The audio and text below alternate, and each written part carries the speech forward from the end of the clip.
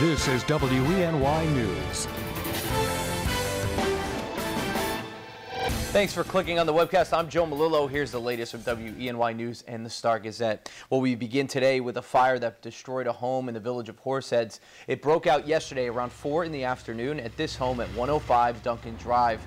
According to our media partner, the Star-Gazette, 5 people are now homeless. Luckily, none of them injured. But firefighters say 3 dogs and a cat died in the blaze. Firefighters from Horseheads and Elmira Heights had the blaze about 30 minutes under control. The family is staying with friends. And the push to save the Elmira Psychiatric Center continues, and local politicians and residents aren't giving up hope just yet. Hundreds packed the Clemens Center Saturday, rallying to save the center. Now, the rally was organized by the Elmira Psychiatric Center Task Force, which is headed by Senator Tom O'Mara.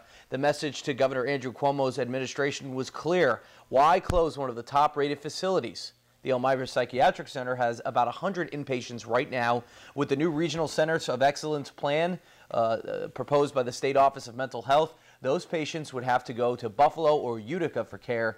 According to our media partner, the Star-Gazette, Senator O'Mara says the governor's chief of staff has agreed to meet with him tomorrow. And New York State troopers are using a few new tall, unmarked SUVs as a part of a crackdown on drivers sending text messages. Now, the high vantage point of the Chevy Tahoes helps troopers see the driver's hands, even if they're down on their laps. It's part of one of the nation's most aggressive attacks on texting while driving. That also includes steeper penalties and dozens of highway texting zones where drivers can actually pull off to use their phones. A study has found that a texting driver is 23 times more likely to be in a collision than those not texting. If you're caught texting while driving in New York, it will cost you $400 and more. And now here's meteorologist John Hickey with your forecast. John. Well, after a very cold weekend, specifically yesterday, it'll feel at least a little bit warmer for today with the sunshine and reduced wind speeds. Cool and quiet will be the rule today before all eyes turn to a potential nor'easter that'll have some impacts on the Twin Tiers, in particular on your travel day for Thanksgiving. But beyond Turkey Day, things turn a lot more clear. So let's take you through future track for today. High pressure in place. We'll see a fair deal of sunshine. Temperatures early this morning, very cold. Low teens, upper single digits. We'll see low 30s as we go in towards your afternoon hours. But here comes part 1 of what will be a couple of part system. This drops some flurries our way late tonight, very early tomorrow morning. Really, outside of that, this won't be a big deal. It will be what's developing down towards our south that'll create some potentially bigger problems.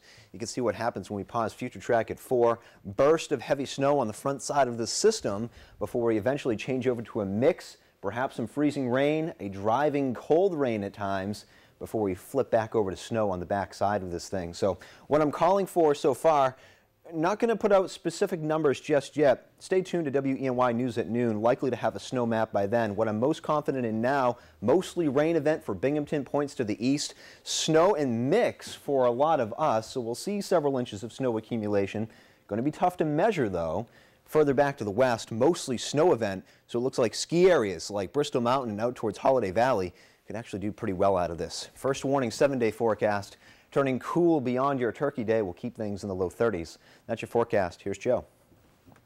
All right, thanks very much, John, for the latest news, weather, and sports. Be sure to watch WENY at noon, 5:36, and 11. Don't forget to pick up a copy of today's Star-Gazette. I'm Joe Malillo. Have a great day, everyone.